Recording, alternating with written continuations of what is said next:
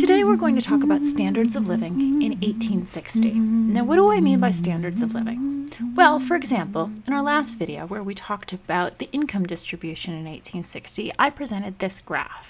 Now, one of the things you might interpret from this graph is that someone who made $783 in 1860 can live the same as someone who's making $77,000 this year. And you cannot interpret that at all. That's where standard of living comes in. This graph, though, is accurate for how much money people made, but we really don't know whether the people at the bottom are living a pretty good life or really scrimping, dirt poor, slum type living. So, today we are going to look at standard of living for an average person in 1860. Now, our average person is someone like our standard carpenter who has weekly wages of $11.82, a carpenter being one of the most common skilled trades in the 1860s. We are going to use the data in the report of the Special Commissioner for Revenue for the year of 1868, which fascinatingly has reports of the price of goods and in 1860 and 1868. We're going to look at the tables, including the average weekly wage and expenditures of a family of workmen in the year of 1860. This, in fabulous detail, shows all the things they bought and the average prices of the things they bought. And from that, I have derived what they were able to buy. So, this is a person who has weekly wages of $12.16, monthly wages of about $52, and annual wages of about $630. And they're a family of 4. So, for their weekly food, and again I derived these numbers, they can have 27 pounds of flour, 11 pounds of meat, 3 pounds of butter, 1.33 pounds of cheese, 3.5 pounds of sugar or molasses and equivalent, 1/3 pound of tea, 2/3 pound of coffee, and again this is all in 1 week, 1.75 pounds each of soap and starch, 2 pounds of lard, a pint of milk, now they're not drinking milk, this is for mixing, and potatoes, either 46 pounds of potatoes or other vegetables. Now there were some things that I wasn't able to figure out the prices, eggs, salt, fruit, but you can see that there's some money set aside for these. And that's a pretty decent amount of food. In addition, they can have oil or other light, where 29 cents a week buys them 1/3 gallon of cold oil.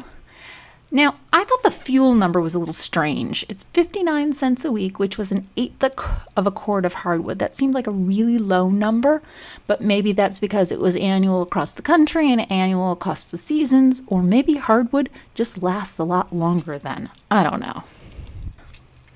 Their house rent for $5.50 a month. Now, that could be a really nice 4-room house, or maybe, a not-so-great 6-room house with a little extra money.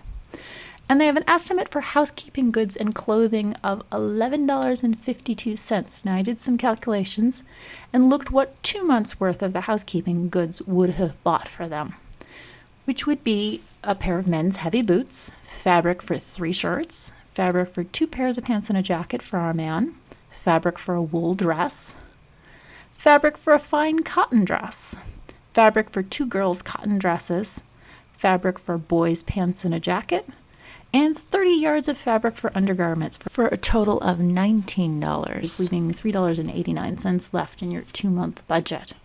Pretty decent amount of clothes for 2 months. And they could obviously wear those for a couple months so they can buy other things. Now, all of this being purchased, they still thought that the average person had an overage, discretionary spending, of $5.72 a month. So what are some of the things they could have bought with their $5.72? Well, they could have got a year of Godey's for $3, or a year of Arthur's Home Magazine for $2, or both for $3.50. Or there's some large objects that they could save up for. They could save up for a washing machine for $12 for 2 months savings, a washing machine with a wringer for $20 or 3.5 months. They could save up all their extra money for a sewing machine, 8 months, $45, or for a stove, 9 months, $48, or a piano, $150 for 26 months of savings. Now, other things they could do is they could have a female domestic, $8 a month with board. So either they'd have to scrimp out of the household budget, or maybe they could take on a boarding of a working man for $11.50 a month and move up to that 6-bedroom house. Now let's talk about some things that they're probably not doing. They're probably not sending their child to Notre Dame University at a term of $135 a year. Nor are they sending a child to Elmira Female College for $175 per half year. And they're also not buying this farm that's for sale for $700 down and the balance of the $3,700 within the next couple years.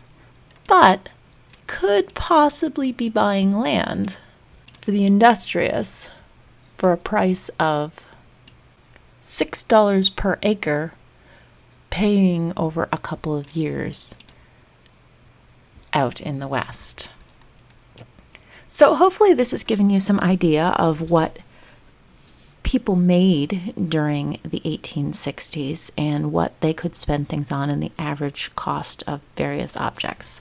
Now keep in mind that this $12 is the average wage that folks made. So half the people in the country made more, half the people made less.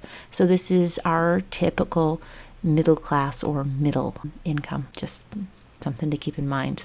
Thanks for watching. Have a good day. Bye.